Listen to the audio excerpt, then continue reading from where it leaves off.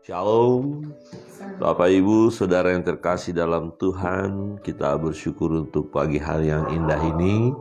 Kita boleh memuji, menyembah, memuliakan Tuhan. Dan pembacaan firman Tuhan pagi hari ini terambil dari Matius pasal 18. Tidak semua kita membaca, tetapi salah satu dari perikop yang ada di dalam pasal 18 kita akan renungkan pagi hari ini secara khusus bagaimana Tuhan mengajarkan kita untuk memberikan pengampunan kepada orang yang bersalah kepada kita. Dan kalau kita melihat firman Tuhan, dan salah satu adalah dalam doa yang diajarkan oleh Tuhan Yesus, doa Bapa kami, salah satunya adalah mengatakan untuk kita mengampuni orang yang bersalah kepada kita. Tetapi seringkali kita sulit mengampuni orang yang bersalah kepada kita. Ya, mungkin kita berkata, baik saya ampuni 1 kali, atau 2 kali, atau 3 kali, atau berapa kali kita bisa mengampuni. Firman Tuhan berbunyi demikian, pasal 18 dari Injil Matius di ayat 21. Kemudian datanglah Petrus dan berkata kepada Yesus, "Tuhan, sampai berapa kali aku harus mengampuni saudaraku jika ia berbuat dosa terhadap aku? Sampai 7 kali?" Yesus berkata kepadanya, "Bukan, aku berkata kepadamu, bukan sampai 7 kali, melainkan sampai 70 kali 7 kali. Sebab hal kerajaan surga seumpama seorang raja yang hendak mengadakan perhitungan dengan hamba-hambanya. Setelah ia mulai mengadakan perhitungan itu, dihadapkanlah kepadanya seorang yang berhutang 10.000 talenta. Tetapi karena orang itu tidak mampu melunaskan hutangnya, raja itu memerintahkan supaya ia dijual beserta anak istrinya dan segala miliknya untuk membayar hutangnya. Maka sujudlah hamba itu menyembah dia, katanya, 'Sabarlah dahulu, segala hutangku akan kulunaskan.' Lalu tergeraklah hati raja itu oleh belas kasihan akan hamba itu, sehingga ia membebaskannya dan menghapuskan hutangnya. Tetapi ketika hamba itu keluar, ia bertemu dengan seorang hamba lain yang berhutang 100 dinar kepadanya. Ia menangkap dan mencekik kawannya itu, katanya, 'Bayar hutangmu.' Maka sujudlah kawannya itu dan memohon kepadanya, 'Sabarlah dahulu, hutangku itu akan kulunaskan.' Tetapi ia menolak dan menyerahkan kawannya itu ke dalam penjara sampai dilunaskannya hutangnya. Melihat itu, kawan-kawannya yang lain sangat sedih, lalu menyampaikan segala yang terjadi kepada tuan mereka. Raja itu menyuruh memanggil orang itu dan berkata kepadanya, 'Hai hamba yang jahat, seluruh hutangmu telah kuhapuskan karena engkau memohonkannya kepadaku. Bukankah engkau pun harus mengasihani kawanmu seperti aku telah mengasihani engkau?' Maka marahlah tuannya itu dan menyerahkannya kepada algojo-algojo sampai ia melunaskan seluruh hutangnya. Maka Bapakku yang di surga akan berbuat demikian juga terhadap kamu apabila kamu masing-masing tidak mengampuni saudaramu dengan segenap hatimu." Demikian jawab pembacaan firman Tuhan. Bapak Ibu Saudara yang terkasih dalam Tuhan, kalau kita melihat peristiwa ini, khusus hamba yang tidak mau mengampuni ini, mungkin kita bisa kasih judul, tidak tahu berterima kasih. Tidak tahu berterima kasih ya. Mestinya dia membandingkan antara hutangnya, ya, seberapa besar hutangnya dibandingkan dengan seberapa besar hutang sahabatnya kepada dia. Ya, jadi jauh lebih besar. Sangat-sangat besar ya. Kalau dikatakan temannya, sahabatnya tadi, kawannya hanya punya utang kepada dia 100 dinar. Nah, sementara dia 10.000 talenta. Ini jauh lebih besar. Nah, 10.000 talenta. Oleh karena kasih Tuhan itu, dan dia memohon, dan dia tidak punya kemampuan untuk membayar. Dan kita lihat bagaimana harus membayar karena dia tidak bisa bayar. Dia harus dijual, anak-anaknya harus dijual. Berarti betapa besarnya hutang itu. Ya, hutang yang besar dilunaskan. Wah, tentu ini seorang yang akan berbahagia dong, senang.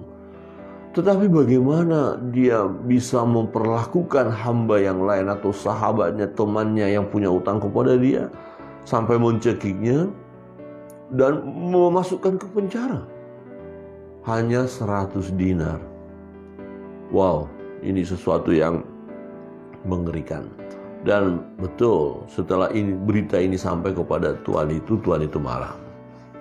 Tuhan itu marah, menangkap lagi hamba yang jahat itu dan memasukkan ke penjara. Bapak Ibu Saudara yang terkasih dalam Tuhan, sangatlah menyedihkan dalam hidup ini jika kita tidak mampu memberikan pengampunan kepada orang yang bersalah kepada kita. Sangatlah menyedihkan.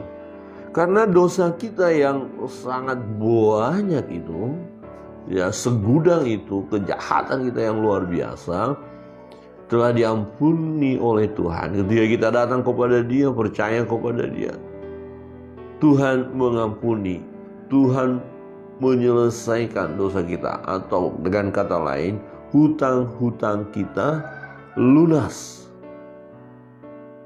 Nah, coba kita berpikir secara jernih. Bagaimana mungkin kita tidak melunasi, ya, atau melunaskan hutang orang lain yang hanya sedikit? Bagaimana mungkin kita tidak mengampuni kesalahan orang? Seberapa banyak dosa kalau jika dibandingkan dosa kita kepada Allah, kepada Tuhan, dibandingkan dengan orang yang berdosa kepada kita atau orang yang melakukan kesalahan kepada kita. Kesalahan kita jauh lebih besar. Tetapi dalam kehidupan kita ini sungguh nyata, begitu sulit rupanya memberikan pengampunan. Jadi orang yang sulit memberi pengampunan ini orang yang tidak mengerti bagaimana dia sudah mendapatkan kasih Tuhan. Ya, kalau kita mengerti bagaimana kita sudah mendapatkan kasih Tuhan, mestinya kita pun harus melepaskan kasih itu juga, memberikan kasih itu juga kepada orang lain. Tapi karena kita nggak paham bagaimana kita dikasih, ya ini kita egois. Jadi kita bilang, oh enggak, kamu harus bayar utangmu. Oh, aku tidak akan mengampuni kamu, kejahatanmu lah luar biasa buat saya. Kita bisa melihat kejahatan orang lain luar biasa kepada kita, tapi kita tidak bisa lihat kejahatan kita yang jauh lebih luar biasa di hadapan Allah. Bahkan kita juga melakukan kejahatan kepada orang lain. Ya, dosa kita banyak. Nah, kemudian diampuni Tuhan. Bagaimana mungkin kita tidak mengampuni orang yang bersalah kepada kita? Dan jika kita tidak dapat mengampuni orang lain, itu akan berakibat fatal dalam hidup kita. Ya, omong kosong. Kita berkata, kita sebagai pengikut Kristus, kita sudah lahir baru, tetapi tidak mampu memberikan pengampunan atau tidak mau mengampuni orang lain. Diragukan imannya. Kenapa? Perhatikan di ayat 35. Maka Bapakku yang di surga akan berbuat demikian juga terhadap kamu, apabila kamu masing-masing tidak mengampuni saudaramu dengan segenap hatimu. Bapamu yang di surga akan berbuat apa? Di ayat atas. Ya, ayat 34. Ketika Tuhan itu tahu bahwa hamba yang sudah dilunasi hutangnya itu melakukan perbuatan itu, maka marahlah tuannya itu dan menyerahkannya kepada algojo-algojo sampai yang melunaskan seluruh hutangnya. Dan itu tidak akan mampu dia lunaskan. Jadi ini adalah satu hukuman. Ya, bagaimana hutang yang sudah dinyatakan akan selesai, karena ini masih punya kuasa Tuhan itu.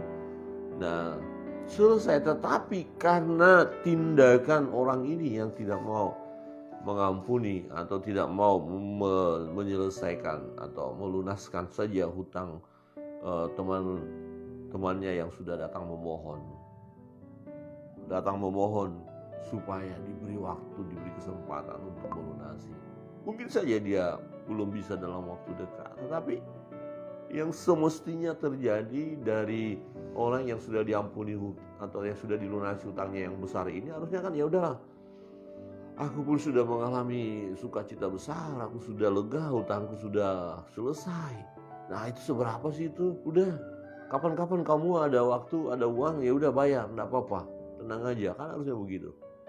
Jadi kalau ada orang datang kepada kita, aduh minta maaf saya tadi salah, iya enggak apa-apa, saya maafkan. Ya enggak apa-apa, kita juga orang yang sering juga melakukan kesalahan kok. Ya, ada amin. Amin. Saudara disakiti, kemudian saudara mengampuni orang yang bersalah kepada saudara, iya harus itu yang kita lakukan. Tetapi fakta, sekali lagi saya katakan, begitu sulit memberikan pengampunan, begitu sulit. Karena hati kita ya lebih condong kepada keakuan kita. Jadi orang yang tidak mau mengampuni itu orang sombong ya, orang yang menganggap diri lebih enak aja dia ngomong begini, dia aku mengampuni, nggak bisa ya. Dia sudah omongi saya kemana-mana terus aku mengampuni, nggak bisa. Dia sudah isukan, sudah buat ini, karir saya hancur, rumah tangga saya hancur gara-gara dia, terus dia datang sekarang minta ampun, enggak ada pernah, tiada maaf bagimu. Wow, sadis banget ya. Enggak boleh begitu. Anak-anak Tuhan harus mengampuni. Maka dikatakan karena hutang kita sudah dilunasi, orang yang berhutang kepada kita juga kita lunasi. Atau karena dosa kita sudah diampuni, orang yang bersalah kepada kita pun harus kita ampuni. Di ayat 32, perhatikan di sana dikatakan, raja itu memanggil orang itu dan berkata kepadanya, hai hamba yang jahat, seluruh hutangmu, perhatikan, seluruh hutangmu telah kuhapuskan karena engkau memohon kepadanya. Bukankah engkau pun harus mengasihani kawanmu seperti aku telah mengasihani engkau? Jadi pengampunan itu kaitannya adalah mengasihi. Orang yang gak memiliki kasih gak bisa mengampuni, saudara. Maka orang yang tidak bisa mengampuni orang lain ini kurang kasih, kurang memiliki kasih, atau dia tidak memahami kasih Allah di dalam dirinya. Ya, saya dikasih Tuhan. Ya, kalau saya dikasih Tuhan, bagaimana mungkin aku tidak mengasihi orang lain? Mestinya kan begitu. Tetapi fakta menunjukkan tidak seperti itu. Ya, mungkin ada orang 1 tahun tidak bisa mengampuni orang lain, ada 2 tahun, ada 3 tahun, bahkan ada yang bertahun-tahun. Ya, saya tidak akan mengampuni. Menarik di salah satu saya membaca menonton di YouTube, ini satu yang bagus, ketika keluarga daripada brigadir,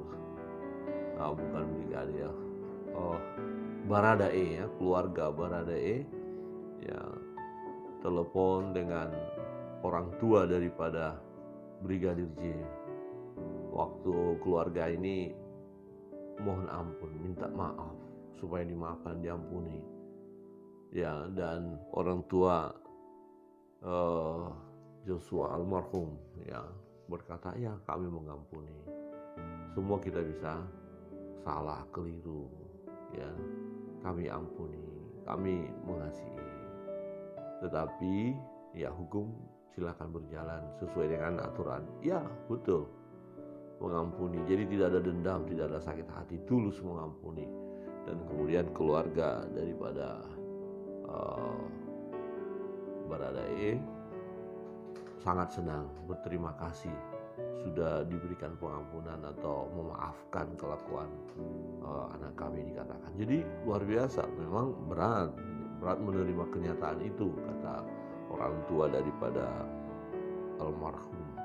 Tetapi sebagai ajaran yang sudah kami dapatkan dan teladan daripada Yesus yang memberikan contoh untuk memberikan pengampunan, kami mengampuni. Wow, dahsyat ya. Jadi berapa besar kesalahan orang lain kepada kita sehingga kita tidak bisa mengampuni, tidak bisa memaafkannya. Ya, tidak ada nilai yang dapat kita patok. Oh, kalau kesalahanmu sebesar sekian, maka aku tidak bisa mengampuni. Tidak, sebesar apapun semestinya lah kita mengampuni, karena kita sendiri sudah menerima pengampunan daripada Tuhan. Maka dikatakan bahwa kita ketika diampuni dosa dan kesalahan kita sudah menerima kasih yang besar. Nah, karena kita sudah memiliki kasih, nah kasih ini harus mengalir juga. Maka mengasihi orang lain, mengasihi sahabatmu. Nah, salah satunya adalah ampuni dia atas kesalahan yang dia lakukan kepada kita. Nah, berapa kali kita mengampuni? Oh, Petrus bilang 7 kali ya. Kalau kita biasanya 3 kali ya. Awas jangan sampai 3 kali kamu lakukan itu. 3 kali kau lakukan itu, tiada maaf bagimu. Wow. Tetapi Tuhan mengajarkan apa? Banyak kali. 7 kali 70 kali 7 kali 70 kali ya. 70 kali 7 kali, kali-kali. Artinya apa? Berkali-kali. Setiap kali orang yang melakukan kesalahan kepada kita, dia sadar, kemudian dia datang minta maaf, minta ampun, maka kita harus maafkan, kita ampuni. Amin. Siap memberi pengampunan? Harus ya. Nah, coba katakan kiri kanan, berikan pengampunan kepada orang yang bersalah kepadamu. Berikan pengampunan. Ya, supaya kita sungguh kasih Tuhan itu terus melekat di dalam diri kita. Kiranya kebenaran firman Tuhan memberkati kita, menolong kita, dan sungguh pastikan pengampunan itu mengalir dalam hidup kita kepada orang lain, karena kita pun sudah diampuni oleh Tuhan.